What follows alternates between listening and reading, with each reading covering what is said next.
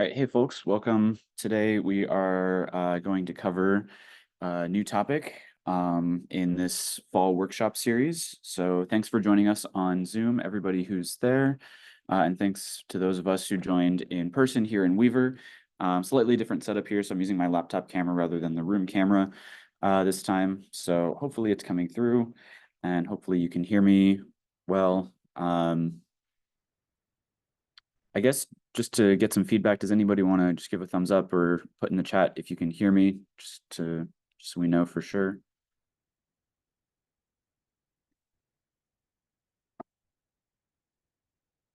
Hey, welcome. Come on in. Come on in. All right. How are you? I'm doing well. Thanks for coming. All right, great. I'm glad to see that everybody can hear. So let's get started. So in the past couple of workshops, we introduced what the HPC is, how to access it, how to create your account, those sorts of basics. Last week, we talked about our storage systems and how to get software and how to use software on the HPC. This time around, we're going to talk about running jobs. So this is sort of the big one, the workhorse of HPC. If you are unfamiliar with how to run jobs on HPC, this is the workshop for you. I just ask that as we go through the workshop, you keep yourself muted. I'm not sure if it'll come through live here. So if you have a question, you feel free to put it in the chat, and then hopefully I'll be able to see it and answer it as we go along.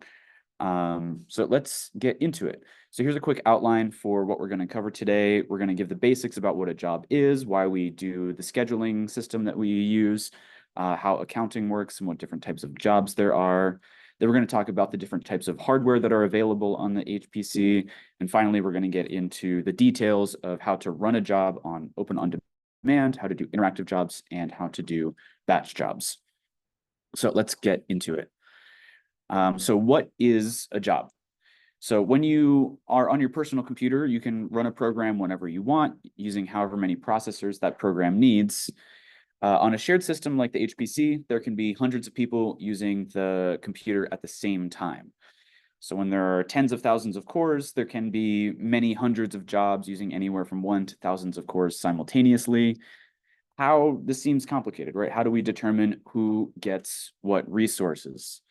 So basically what we're doing here is coordinating a bunch of different tasks, right? So when we're coordinating tasks, we use a schedule in order to avoid conflicts. The HPC uses an automated task submission and scheduling system known as Slurm. So that's the name of that system. This allows users to submit resource requests rather, in order to access the compute nodes. So we talked about the different types of nodes that are available on the HPC. The compute nodes are the ones that are really the workhorses. These are where you run your jobs. This might be in contrast to something like the login node. The login node is just for managing files, maybe, and for submitting jobs, but the compute nodes are where the jobs are actually run. So when a request is submitted, it's added to the queue, or in other words, a line or the list of jobs that are waiting to be run, and it waits until the resources that it requested are available.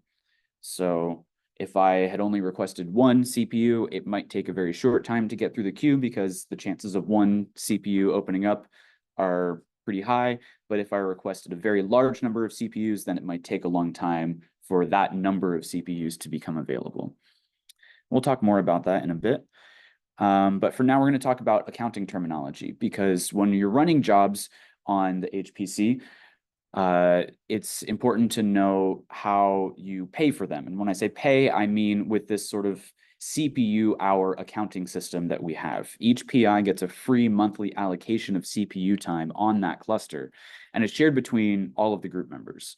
So it's not something you actually have to pay for, but when you have, you can kind of think of it like, tokens. We give you a handful of tokens, you spend those tokens on the jobs that you're running. And the partition that a job is submitted to determines whether CPU hours are charged. So standard and high priority partitions are charged the number of CPUs that a job runs for the amount of time that it runs in hours. So CPU hours are sort of the unit of currency that we're talking about here. There is another partition called windfall, and it's not charged. So any job that runs through the windfall partition does not count towards the monthly allocation of CPU hours. However, the jobs are lower priority and they can be preempted by standard or high priority jobs, which means canceled effectively. So if you were to run a windfall job using a certain number of CPUs, and then somebody else comes along and says, well, hey, I want to actually use my standard allocation for those CPUs, then the scheduler would terminate your windfall job and prioritize the standard job over that. So it's sort of a good way to backfill jobs, especially if you have a system in place where you can capture your progress. But so it's good for certain types of jobs. It's not good for other types of jobs, but it is something that's available. Yes, we have a question. Can you be canceled in the middle of the job? Yes, the job will be canceled even in the middle. Back to the queue and wait for them. It will not automatically go back to the queue. It will just simply end. Yep. So you have to have a system in place so if you want to use windfall for a large amount of work, this is something that you have to take into account. And there's plenty of users who do this, so it is possible. It's just there's a certain number of things that you have to take into account, such as saving your work and making sure that jobs get re-queued when they are canceled. So for each cluster, there's only one running total for a given PI account. So that means it's shared between each group member. The exception would be special projects, which we'll talk about momentarily. So if your allocation runs down, if you spend all of your CPU hours, that means no more standard jobs can run for that month. But all allocations will refill to the standard allotment of CPU time at the first of each month. So if it's, if you have a lot of members of your group that are running a lot of work and it runs down, then that means that no more work can be run until the beginning of the next month when the allocation will refill. Okay, so we don't have any other option. We will have to just wait for the first of yeah, effectively. So if the allocation runs down, there's no way to refill that. Yeah. The allocations are pretty large, I will say. It's very rare that we have groups that actually run down their entire allocation in 1 month. And we'll talk about special projects in a moment, so hold on to that thought. So let's talk quickly about how allocations are charged. So what does it actually mean when we're charging you CPU hours? So there's this extra term that we have here. It's called encumbered hours. So it's the total CPU time requested by an active job. So here's an example of this, right? If I request 50 CPUs for 10 hours, then that charges 500 CPU hours to my allocation. The job will wait in the queue, then it will start. Once the job starts, it'll run until, whenever it completes. And let's say here I overestimated a little bit and my job will complete after 8 hours of runtime. So that means those 2 extra hours, 2 hours times 50 CPUs is 100 hours, and that 100 hours gets put back into the allocation. So you're only charged for the amount of CPU time that actually gets used. But there is this sort of waiting period for requested hours. So in that time period where that job is actually running, the allocation has been charged 500 CPU hours. So that means the allocation will go down by 500 until the job completes, and then it will refill by the amount of unused hours after the job completes. So there is that sort of delay in the refunding of it. Yes, question. It does not include the wait time. No, the amount of time that the job waits in the queue does not count. So it's not actually using any CPUs at that point. So that doesn't count towards the allocation. So only the amount of CPU time that is actually used is charged, and unused encumbered hours are refunded. So special projects, let's talk about that real quick. So these are special allocations that can be requested by PIs, so pretty much just faculty members or anybody with PI status on their account. So not students. We do occasionally get requests from students. So if you are a student and you would like to get some extra hours on the HPC, talk to your PI, and talk with them about putting together one of these special project requests. And the purpose of the special project is a temporary increase of standard compute time, generally for the purpose of some kind of upcoming deadline. So requests can either be sent to Chris Reedy or submitted through ServiceNow. So that's a link. If you have access to the slides, you can click on that and access our ServiceNow portal, that green text there. So when you do submit the request, you'll need to include the reason. So if you have a grant deadline, if there's a paper coming up, something like this, the length of the temporary allocation. So for example, 6 months will be the amount of time that this allocation lasts for. And then after those 6 months, the special project allocation will disappear. And then the number of monthly CPU hours you are requesting. So for example, 20,000 CPU hours. So the standard allocation on Puma is 150,000 CPU hours. So this is a fraction of that extra. And you can sort of look through your workflow, determine how many extra CPU hours you really do need. And then, you can put whatever number there that you decide matches the needs of your project. And one important thing is that there's only one special project available per PI per year. So if your PI has already submitted a special project for that year, then that is the one special project that they received for that year. And then they'll have to wait until the following year starts in order to submit another one. So this is what a special project is, an extra allocation of standard compute time. So an extra partition that exists is called high priority, and this is related to the buy-in program. So high priority is a special partition for PI groups who participate in the buy-in process. So when a new supercomputer is being purchased, PIs have the ability to commit to purchasing a certain number of nodes, and this increases the total size of the supercomputers. This is great for everybody. The PIs then get priority access to those nodes that they purchased. And buy-in is only available during the purchase period. So if we're in a period of time where we're not purchasing a new supercomputer, then buy-in is not available.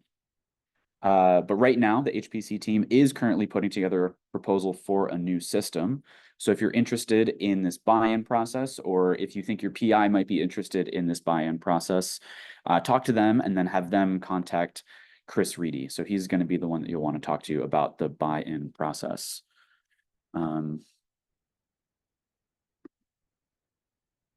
We have a question in the chat. It says, does the special request by PI each year go by academic year or calendar year?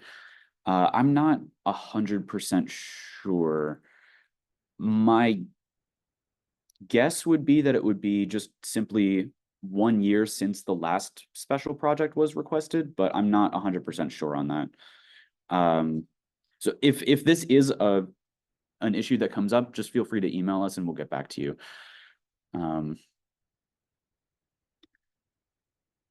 So yeah, again, for buy-in, it is only available to PIs. Students generally aren't in charge of large amounts of funding. So if this is something you're interested in, please discuss it with your PI.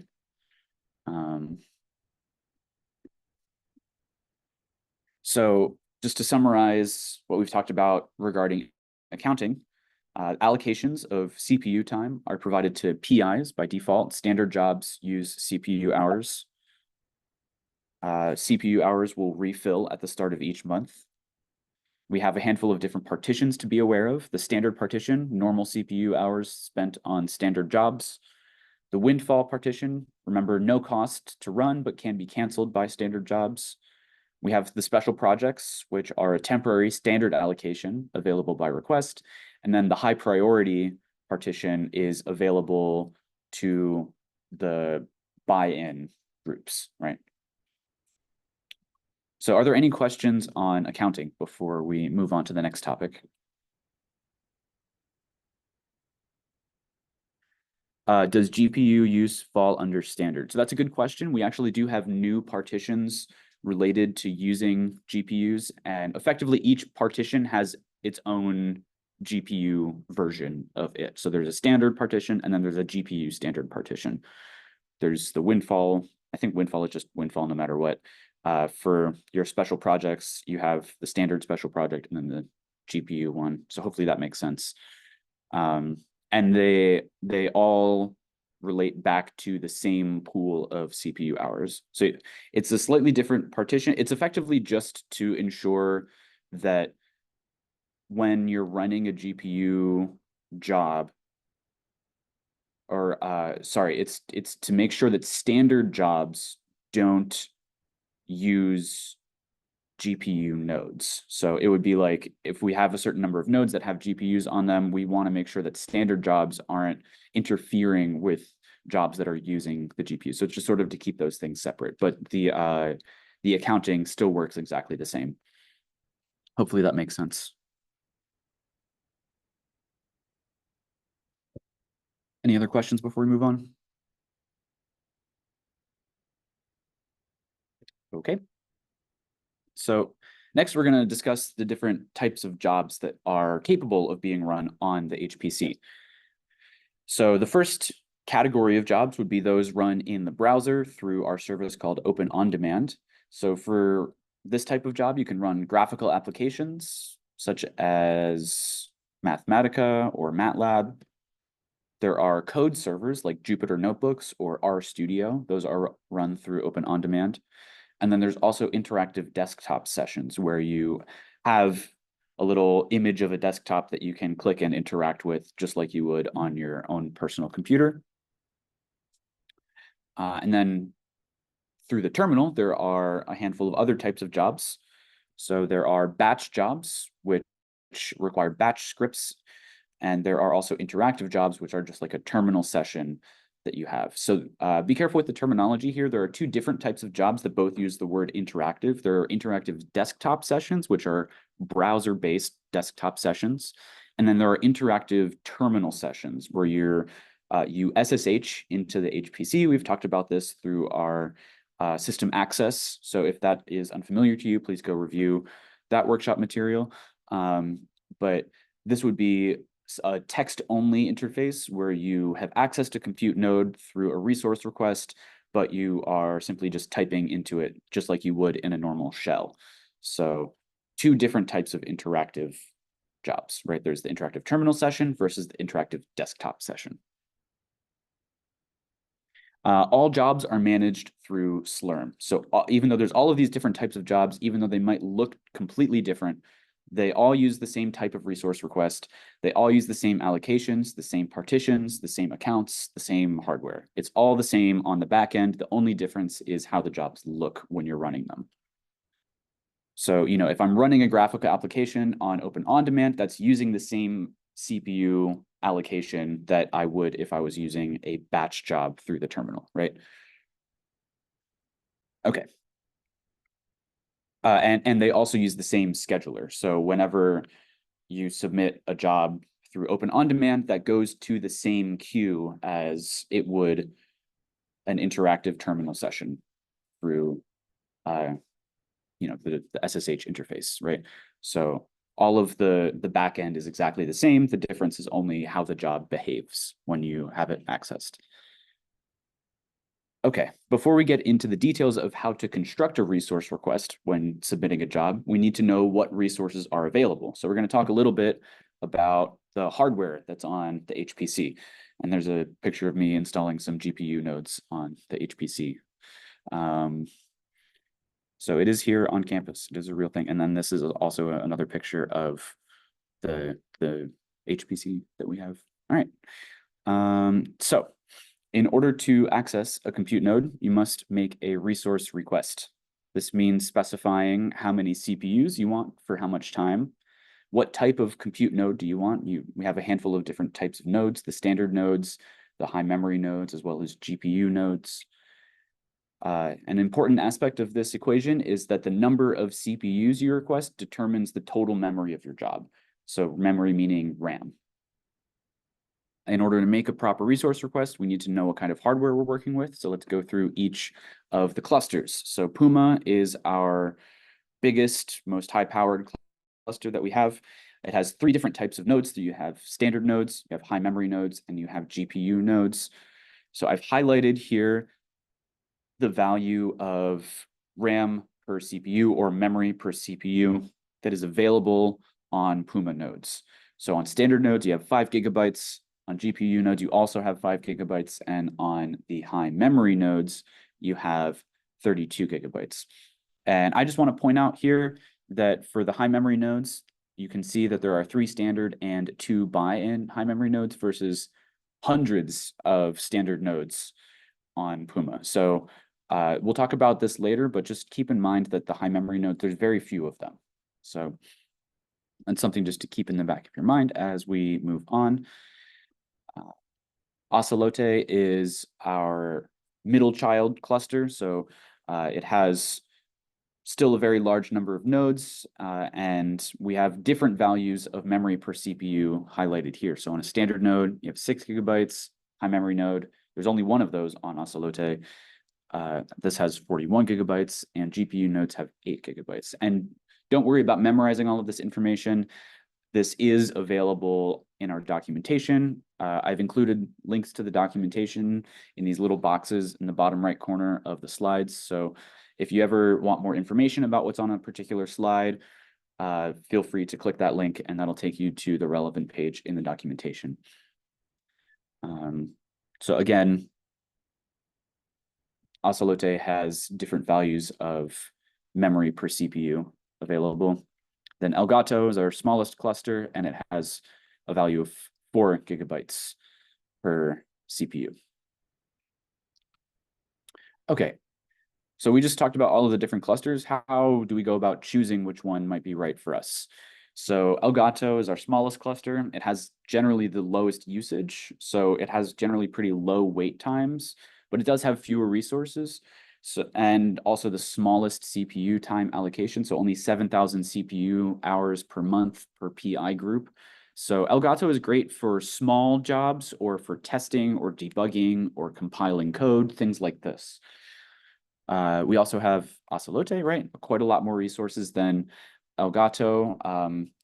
There are actually quite a few nodes in Ocelote that have 2 GPUs now, so that's important to be aware of. Again, that information is in the documentation.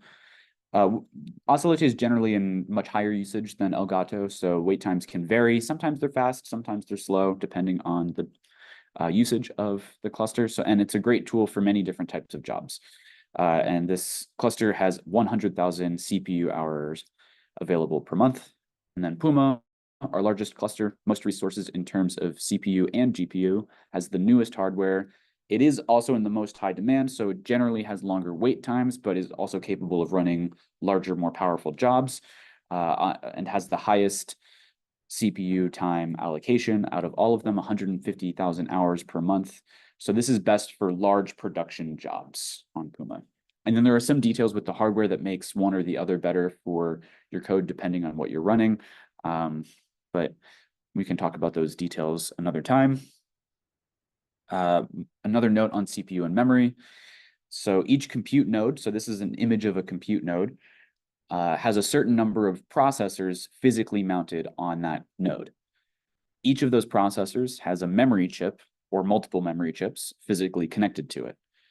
And this means that the number of CPUs determines memory. And when we're saying memory here, we mean RAM, not disk space. So the important takeaway here is 2 things. Memory is not a continuous scale or some arbitrary number that you can just plug in and expect to work. The total memory must always be equal to the value of memory per CPU times the number of CPUs that you have requested. So remember, memory per CPU, we were just talking about that back over here. So this highlighted row here, this is the value of memory per CPU for that cluster. So again, this is not an arbitrary value. This is a fixed value depending on which cluster you choose and which type of node you choose. So when you have selected both of those things, this is a fixed value of memory per CPU. Once you've chosen the number of CPUs that you want, you multiply that number times the memory per CPU, and that gives you your total memory for the job. The total memory is not really an arbitrary value. It's not just a sliding scale that I can choose whatever number I like. So that's an important thing to be aware of when you are running your jobs. So takeaways on memory: know the value of RAM per CPU for your machine and node type, or look it up in the documentation. If using the total memory flag, make sure that this equals the number of CPUs times memory per CPU. Only used allowed values for the memory per CPU. Don't put in some other random number there. And incorrect values, either for the total memory or for memory per CPU, can cause unexpected or unwanted behavior. So let's talk a little bit about scheduling now that we have the hardware out of the way. And actually, before we get into that, are there any questions on what we talked about for hardware for the supercomputers?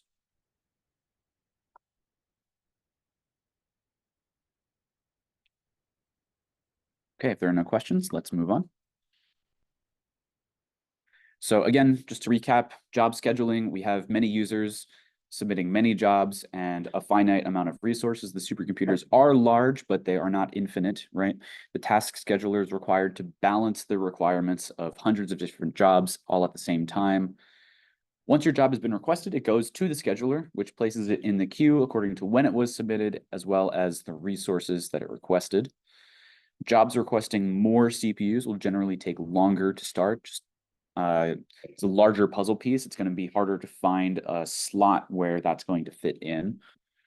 Jobs with high time limits will generally take longer to start. So a job requesting a CPU for 10 minutes will probably start very quickly. A job requesting a handful of CPUs for the maximum time limit of 10 days for batch jobs will generally take a lot longer to start. So just something to keep in mind.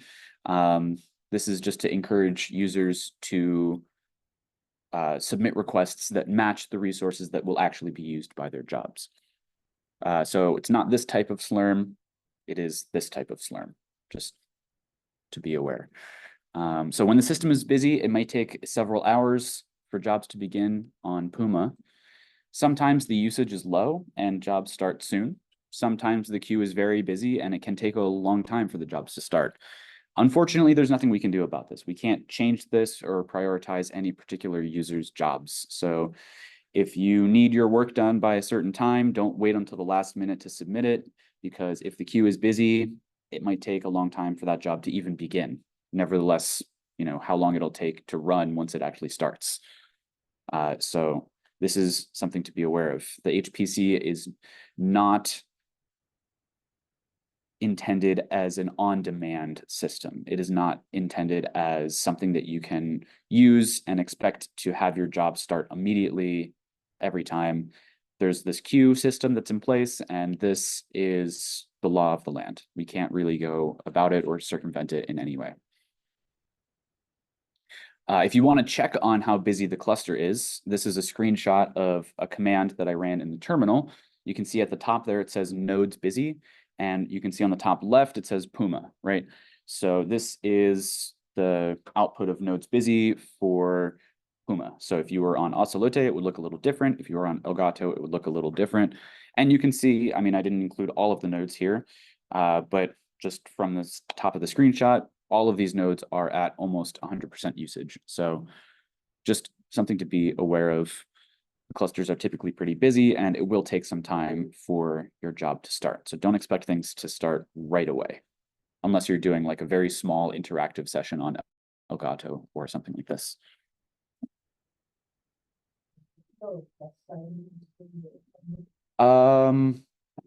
It's when you run the command, there'll be sort of a footnote section, and you'll see with the plus sign will correspond to some footnote, and that'll include some extra information there. So I don't have the exact information from when I ran this command, but you'll be able to see that.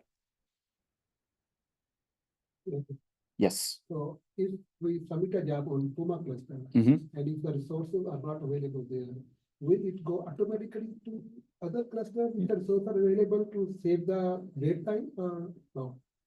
Okay, so the question was, I'm just going to repeat it to the people on Zoom. The question was, if I submit a job to Puma, and if the resources are not available, will this automatically get submitted to Ocelote if the queue on Ocelote is a little bit smaller? And the answer is no. Each cluster has its own independent queue. So if I submit something to Puma, it's going to stay in the queue for Puma. It's not going to transfer over to Ocelote or vice versa, right? Each cluster sort of has its own independent queue system. And that's important because as we talked about, the values for, say, RAM or memory per CPU is different between the clusters. So if I constructed a resource request for Puma and then somehow it got sent to Ocelote, those values wouldn't really match up. So you have to submit your resource request for the particular cluster that you're working on. And then once it goes in the queue, it will stay in the queue for that cluster until the resources become available. So if we're going to run a graphical job on Open On Demand, here's the general workflow that you might do. So first, you have all of these jobs available, or different types of apps available from the drop-down menu that you see here. You'd select which one you want. Then you would fill out the resource request form. Then you would wait for the scheduler to allocate your resources. So pretty straightforward. Let's try it. So if you have an active HPC account, let's try to run an interactive desktop session together. So let's click on this link, ood.hpc.arizona.edu. So hopefully you can see my Open On Demand screen now. So this is the homepage for Open On Demand.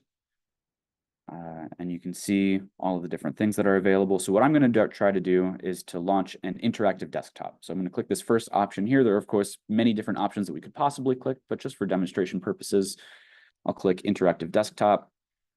And let's walk through this form together. So let me just make this a little bigger. So when we are looking at this form, the first option is cluster. So you can see on this drop-down menu, we have the 3 different clusters available here. Let's just keep it on Elgato for now. And you can check this box, yes or no, regarding whether or not you would like to receive an email when the session starts. And the queue here, so this is referring to the partitions that we were talking about previously. So if I click on that, the 2 options are standard and windfall. If you are a member of a high priority group, you might be able to see that here. If you have a special project, you would also be able to see that here. But for me, I only have these 2 options. So I'm just going to click on standard. And note that it does recommend against using windfall here. And the reason for that is if I'm using an interactive session, I could be in the middle of doing some work if I'm using windfall, and then it could potentially get canceled by another job. So we don't recommend using windfall here. You can if you like, but just know that that's a possibility that your job can get canceled. So runtime, this is the number of hours that I'm requesting. So I can type here, or I can use this button to increase or decrease the number, and I can type whichever number I want. So let's just keep it at 1 hour for now. Core count on a single node. So this would be the number of CPUs that I want to use on a single node. So note here we have the Elgato cluster, right? And I'm running on a standard node on the Elgato cluster. So if I went back to that table that I showed earlier, it would show that there are only 16 CPUs available per node on Elgato. So this isn't, it's important to note that this is a single node. So multi-node jobs are not available in this particular way of submitting a job. So I could submit a core count of anywhere up to 16, right? So I could do 1, any number between 1 and 16, right? I'll just keep it at 1 now because we're going to just use this for demonstration purposes. And we have memory per core here. So this is, it used to be an option where you could just type in any number, and that could potentially cause some problems. So we changed it to just being a drop down, and now you only have this one option of 4 GB per core. So just to demonstrate, if I went to Ocelote here, and now I'm in the standard cluster, I could go here, and now there are different options available. So if I chose 8 GB per core, that would be a GPU node, or if this should say 41 GB, I believe, that would be the high memory node. But anyway, you can see that there are different options available here, depending on which cluster that you choose. So I just wanted to show you that. We're going to submit to Elgato. So we have the 4 GB here. You can see there's only one option. and then your PI group. So this is just my username, but for you, you would have to put in whichever PI group you belong to. And then when I click launch, so let's do that and see what happens. So right now you can see that this interactive desktop session has been added to the queue. So it hasn't started yet, but it's waiting in the queue.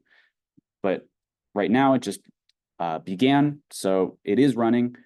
So you can see that the queue doesn't last very long when submitting a very small resource request to a cluster like Elgato. If I were to submit a request for a very large number of CPUs to Puma, that would take much longer to start. So then from here, this is now actively a running session, even though I don't have it open. If I want to open it, I click this button here, Launch Interactive Desktop, and you wait a moment while it connects, and here's your interactive desktop. And you can see that this operates the same way as a normal desktop. I could open up a terminal if I want to here, and do a whole lot of other different things. And it's important to note, if I close this tab here, this interactive desktop session is still running, and it will run until the time that I requested runs out. So if I were to just to leave this alone and walk away and forget about it, we would call that maybe an orphaned session. And it's important to actively close any sessions that you're not actually using, so that if there are other users waiting to use the system, they can access those resources. So say I did my work, I'm done. What I want to do now is go over to this delete button and actually click that. Remember that closing the tab doesn't end the job. I actually have to come over here and click this delete button. And then it says, are you sure? I click OK. And now the session has been deleted and I have no active sessions. So hopefully that all makes sense. Let's go back over to the presentation. Question? When you run the interactive, do you have to, is it best to be connected to a university computer that is one in the library or whatever, so you get direct access? Would you running it on a laptop make a difference? Would it make a difference whether you're on campus or off campus? Right, like that? For sure. So the question was, if I'm trying to do this interactive desktop session, would it be better to be on a campus computer, here on campus physically, or if I'm using my laptop from somewhere else? And the answer is that you may experience slightly faster connection if you're on campus, but you can certainly do it from anywhere. You don't need to be on a VPN in order to do this. I can, I do this, I work from home most days. So when I'm at home, I'm on my own Wi-Fi at home, and I can start this session exactly the same way that I just did with no changes. And as long as your Wi-Fi connection is reasonably fast, you should have no trouble with it.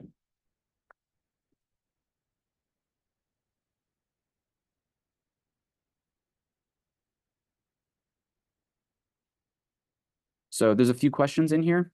One says, you already have lots on your desktop. Does this carry over across sessions? And the answer is yes. The desktop there was showing the contents of my home folder on the HPC. So that is just a directory that's on the HPC. It has the same contents no matter how you access it, whether I'm going through a terminal or whether I'm going through the interactive desktop session. All of those same folders and files will all still be there, regardless of which way I'm accessing it. And then the other question says, how can we map HPC home directory to our local machine? I don't think this is possible. Mounting it, no. Yeah. So if you want to access your HPC home directory, you'll need to connect to it either via SSH or do one of the options that I showed you. So actually here, let me show you. If you want to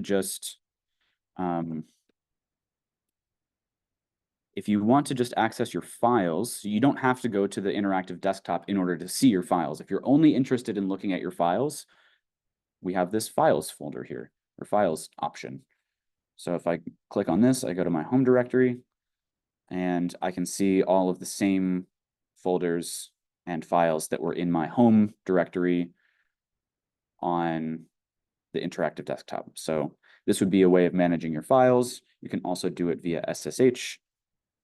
So if I go here to the shell, Now you can see my shell, and if I list all of the files, there are the same folders and files that you just saw on the interactive desktop, as well as through the file browser in Open On Demand. So there's a lot of different ways to access your files. Hopefully this makes sense. Let's see. Another question, do the toggles for image quality before starting session affect CPU usage, or maybe makes things slower or faster? I don't think it affects the CPU usage, but it does change the amount of data that you're streaming back between the HPC and your computer. So if you have a slower internet connection, you might experience some lag just because of the amount of data that has to get transferred. If you have a reasonably fast internet connection, you might not notice too much lag. So it's more about the amount of data that gets transferred between your computer and the HPC. I don't think it will affect the CPU noticeably. Okay, so we've done this. Some best practices for scheduling. The first one would be don't ask for more resources than you really need. We saw that you could choose the number of CPUs and the amount of time that you're running it for. So, idle compute and unused memory are effectively what we call wasted potential. Effectively, that means that other users are waiting patiently for those resources. And if you have a session that you're not using that is remaining open, then those resources are not available to other users if they want to use them. So when you're making your request, make sure you are requesting the resources that you really need and that you close your session when you're done. And I think that's the second one here. Be mindful of orphaned sessions. So as we mentioned, these sessions don't automatically terminate when closing your browser. You have to go and click that delete button that we saw in order to actually cancel that session. Okay, so let's talk about interactive jobs. So all of what we just talked about was for any type of job that you're running through Open On Demand. So this would apply to something like a Jupyter Notebook. It would apply to using Abacus or any of those other apps that you saw there on Open On Demand. So we just chose interactive desktop, but you can choose any of those apps from the drop-down menu, and all of those options are effectively the same for all of those apps. So now we're going to talk about interactive jobs, which is a different type of job. So when we say interactive jobs, I'm not talking about the interactive desktop session that we just used. I'm talking about a terminal session that will allow you to interact with compute resources in real time. So you would use your local machine to SSH into the HPC. SSHing is something we've talked about previously. If you need assistance with SSHing, check out our documentation, check out the previous workshops on how to access the HPC. So step one is SSH. Step two would be navigate to the login node if you don't have it doing that automatically for you. And then step three, run the interactive command. So here's an example of a command that I could run. So I type the command interactive, then I give -a HPC team. So that would be the account that I'm using for this job. Remember, all jobs have to be accounted for in some way. And then there's two other options after that. Does anybody have any guesses as to what those options refer to? Time, location, time, and number of nodes. So yes, we had a response in the room here. He said the job time and the number of nodes. So the -T, that tells you the amount of time that you're requesting the job for. So this would be a 4-hour session. So hours, minutes, seconds there in that format. And then N after that. So that's not exactly the number of nodes. That would be the number of CPUs that I would be requesting. So slightly different terminology there. Remember, each node has a certain number of CPUs. So this would be 16 CPUs. And if I'm running that on Elgato, that would mean that I'm requesting a full node on Elgato. So one node, 16 CPUs. Okay, so what to do once you have the interactive session? You can load your modules. We talked about that in the software workshop. You can compile your software. You can run your scripts. You can do some testing or debugging. Pretty much anything that you would want to do on a compute node, you can do that once you have the interactive session available. And just to demonstrate that, let's exit this and go back to Open On Demand. So I have this shell here. I can see that I'm on Puma. So what I'm going to do is I'm going to go to Elgato because, again, the wait times there are just much lower. And then I can just simply type the word interactive. If I type interactive by itself, this gets submitted to the windfall partition. I don't want to do that because I don't want my session to be canceled. So I'm going to use that -A flag, and then I'm going to give it the account HPC team. And then I'm just going to hit enter.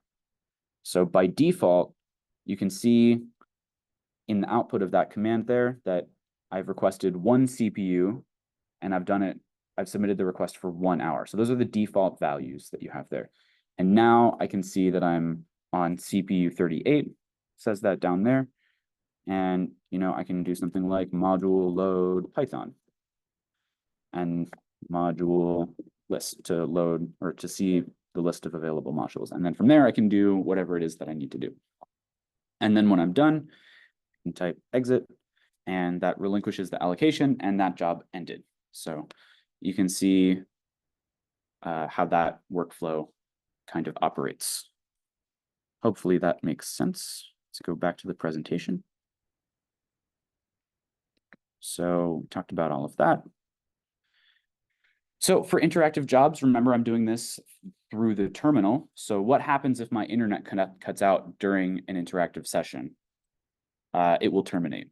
So that interactive session doesn't continue if my internet cuts out. What happens if I run some code and it takes so long that my SSH connection is closed? Well, it terminates that job. That work would not be saved then, unless you had some very explicit method of saving your work. And the next question would be, well, okay, if the interactive job is easily capable of being terminated like this, how can I run longer jobs without fear of losing my work? And the answer to this is batch jobs. So that'll be the next type of job that we're going to talk about. Are there any questions on interactive jobs before we switch over to talking about batch jobs? Okay, let's keep going. So batch jobs, what are batch jobs? So effectively, it's set and forget computing. First, you write a script with your resource request and your job commands. Then you submit that script to the scheduler, so you submit it to Slurm. And then from there, you can log off and wait. You don't actually have to be connected to the HPC once that script has been submitted. So here's a quick overview of the different properties of batch jobs. So they're a way to run code automatically without user oversight or even an active connection to the HPC. Just like all other job types, batch jobs are allocated compute resources through the task scheduler that is called Slurm. Unlike other job types, batch jobs require a script that determines everything the job will do in advance. So when I was using the interactive desktop session, I could click on a program and run it. I could close it out. I could do whatever. I can change what I'm doing in real time. Same thing with the interactive terminal session. That's why we use that word interactive with them, is because I can change what they're doing in real time. A batch script is sort of on train tracks, right? Everything will happen according to what's in that script, and you can't change it once it starts. So the batch script is locked in. It will only do exactly what you tell it to do in advance. And if you change your mind about what you want it to do, you have to either cancel a previous job or start a new one, right? And then the batch script is submitted using the command sbatch my script, and then you insert whatever your script is actually called there, and then it will proceed through the queue automatically. So once it's submitted, you take your hands off and everything will be taken care of for you. Okay, so just to contrast interactive versus batch jobs, you would use the interactive command when you submit an interactive job. Remember, those resources are described in the command when you submit that. You can input commands and receive output in real time, and you can change once it's doing, and the job is canceled if the connection is lost. Versus the batch job, the command to submit a batch job is this sbatch command. It requires a batch script that has all of the instructions in it. it saves everything to output files. You can't change what's happening once it's submitted, and it will run without supervision or an active connection to the HPC. So if my internet goes down and dies after I've submitted a batch job, if I've already submitted it, I've got nothing to worry about. The HPC already has those instructions, and it will just take care of that on its own. And then the sort of overlap of this Venn diagram is that both jobs access compute nodes by sending a request to Slurm. They can run sort of high-powered calculations because they're using the compute nodes. They're all subject to a time limit. You can access the standard and windfall partitions, and everything is subject to a queue, so wait times, right? Different use cases are listed here. We've kind of already talked about these. So let's talk about how to construct a batch script. So I want to make sure we have time to cover this before our session ends. So here's an example batch script from our documentation. Let's just talk about the different sections in this batch script. So that very first line is called the shebang. That's just telling the interpreter that this is using bash, right? And that should be in every script. This green section, this middle section here, so that's the directives.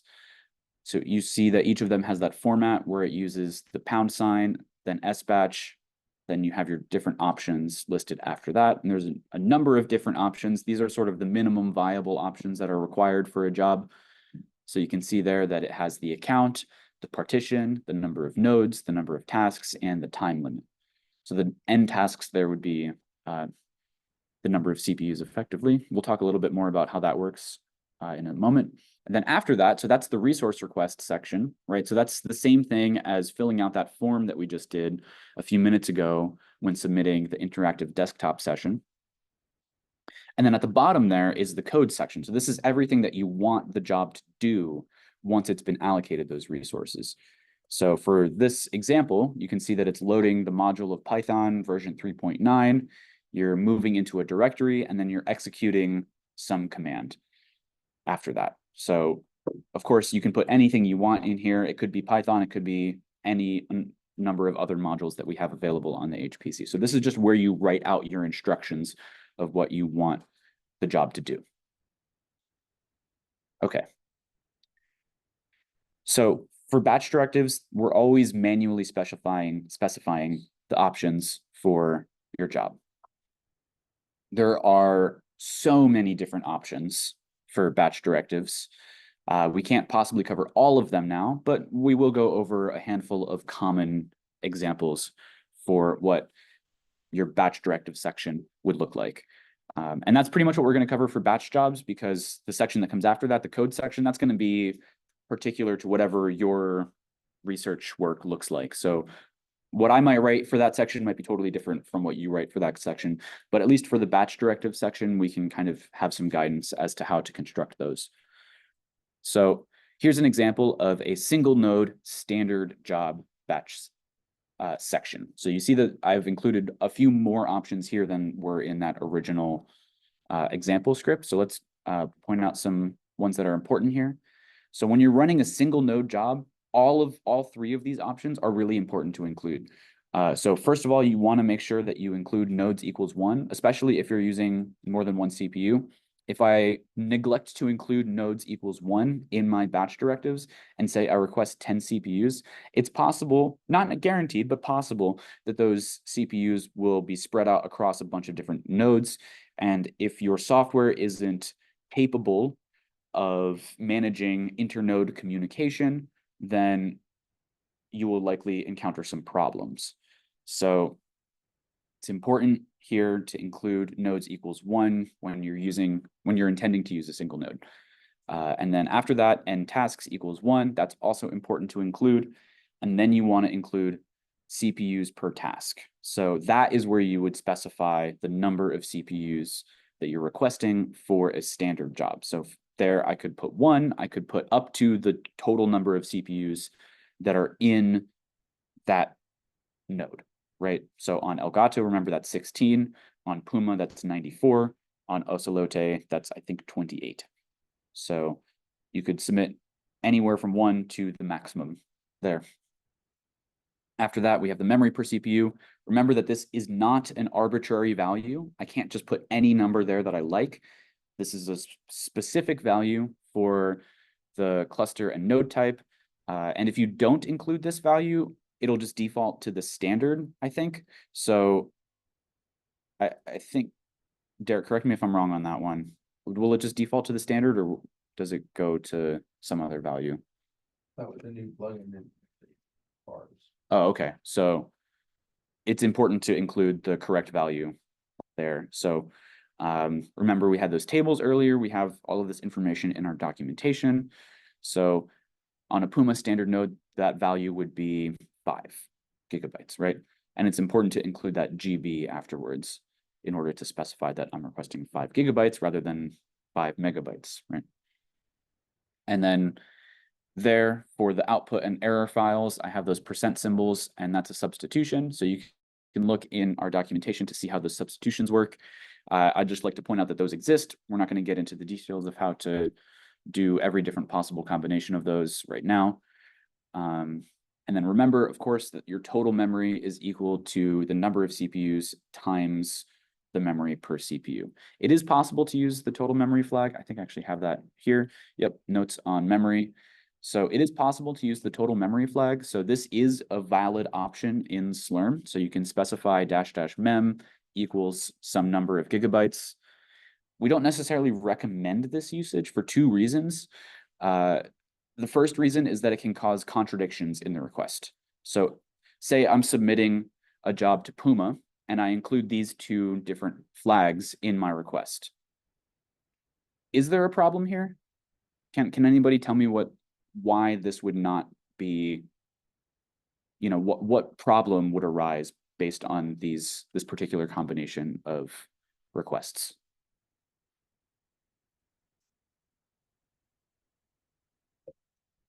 So the 50 is not multiple of 15 or something like if we 994, that would be, should have been 60 or something.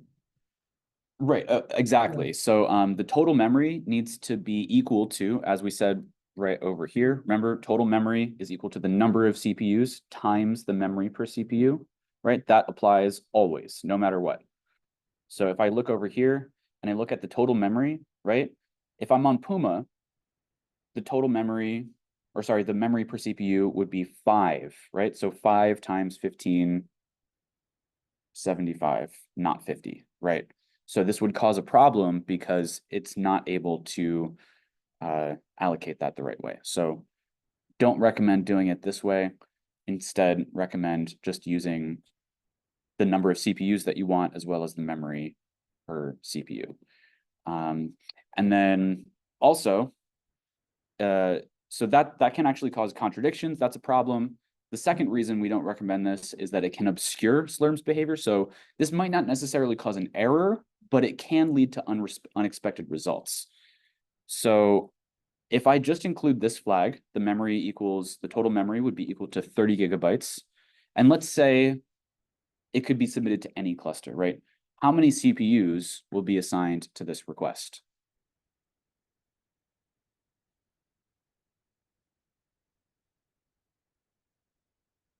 So remember, on Puma, we have a memory per CPU of 5 gigabytes, right? So if I submitted this job to Puma, I would get 6 CPUs. However, remember on Ocelote, we have a value of 6 gigabytes per CPU. So I would get a different number of CPUs depending on which cluster I submitted it to. So when you only use that total memory flag, it can cause some unexpected things. So this is why it's certainly possible to use it, but it's not recommended.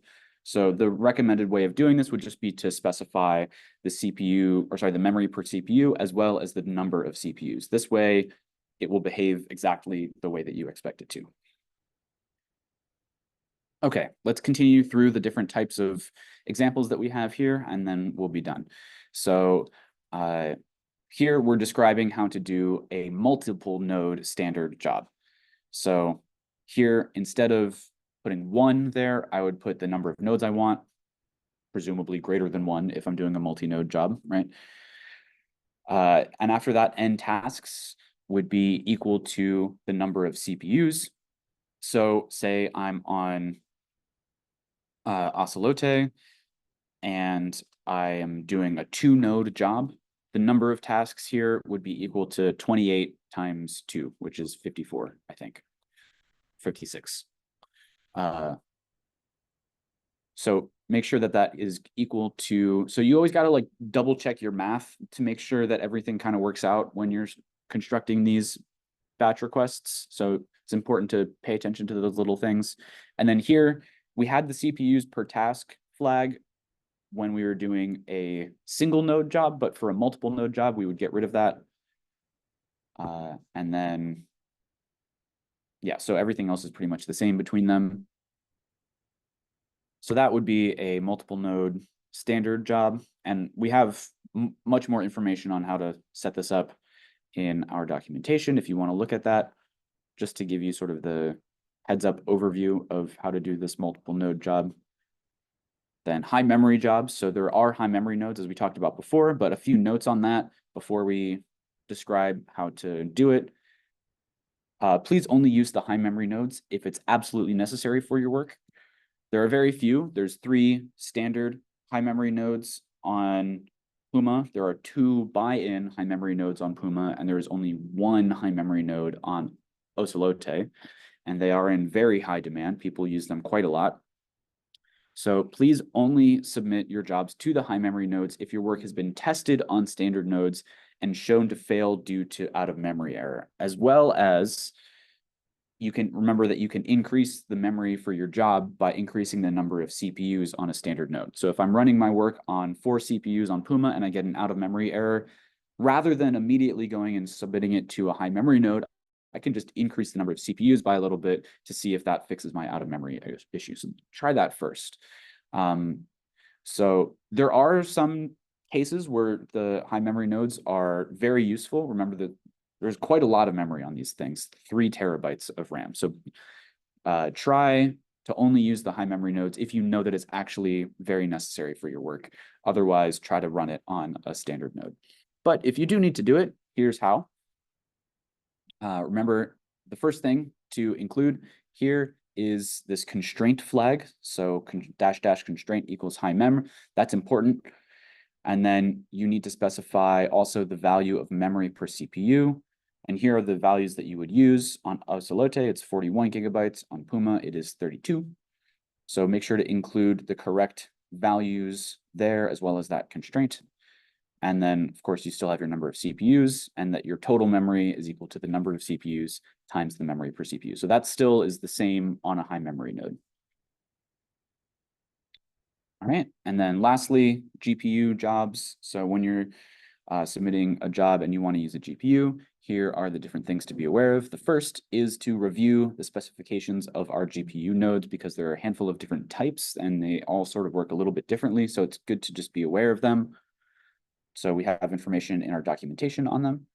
And then the options that you would include depend on the cluster that you're submitting to. So if you're submitting to Puma, this option here, the SBatch with this flag, will pick any available GPU. This flag, I'm not going to read that all out. This targets something called an A100 MIG slice. We have more information on what that means in the documentation. We'll have a workshop on using GPUs later on in the semester, so stay tuned for that if that's something you're interested in. So we're not worrying about the details of that exactly right now, just what types of flags to use. And then another type of GPU that's on Puma is something called a V100 or a Volta, and this is how you would do it. And you can request anywhere from 1 to 4 of those GPUs. If you're on Ocelote, then you would use these flags. So you can request 1 to 2 P100 GPUs using those 2 flags. Question? So is there any command here that we can use our cluster here in the job instead of, I mean, irrespective where we are, we just select a cluster like in our batch file, or we need to be on that like cluster to submit that job. Can we set our cluster here? So when you're setting your cluster, that would be, so let me demonstrate. So his question was about how to choose which cluster you're submitting to. So if I'm on the terminal here, hopefully you guys can see this. You can see on the left, on the bottom left, it says Elgato. That's which cluster I'm submitting to. So if I type Ocelote, now you see that prompt at the bottom, switch to Ocelote, and then Puma, same thing there. So that is how you change which cluster you're submitting to. So the batch script doesn't, you have to set up your batch script for the cluster that you want. So say if I want to submit a batch script to Ocelote, I write all of my options based on the options that are particular to Ocelote. And then if I go here and I submit it to Puma by accident, I might run into some errors. So I need to make sure that the thing on the very left hand side of my prompt matches the cluster that I'm intending to submit to. So we can't write that in the batch file? No. No, we cannot. The batch file doesn't, it only depends on that you see right there. Yeah. So the batch script does not determine which cluster it gets submitted to. You have to do that manually yourself. Okay. And lastly, array jobs. So we'll talk about these and then we'll wrap it up here. Array jobs allow for meta-level parallelization. And effectively what this means is that if you have to run the same analysis on many different data sets, and if the order of completion doesn't matter, then using array jobs is a great tool. Lots of people in bioinformatics who are running different DNA sequencing algorithms on a very large number of different data sets. This is a common use case for array jobs. So rather than submitting a for loop or writing a for loop to submit a handful of different jobs, it's best to use an array job. And it actually is very bad for the scheduler to do this for loop. So please don't do that. Instead, you can use an array job, and you see in the batch script here, I've highlighted in red, it says -- array 1 to 10.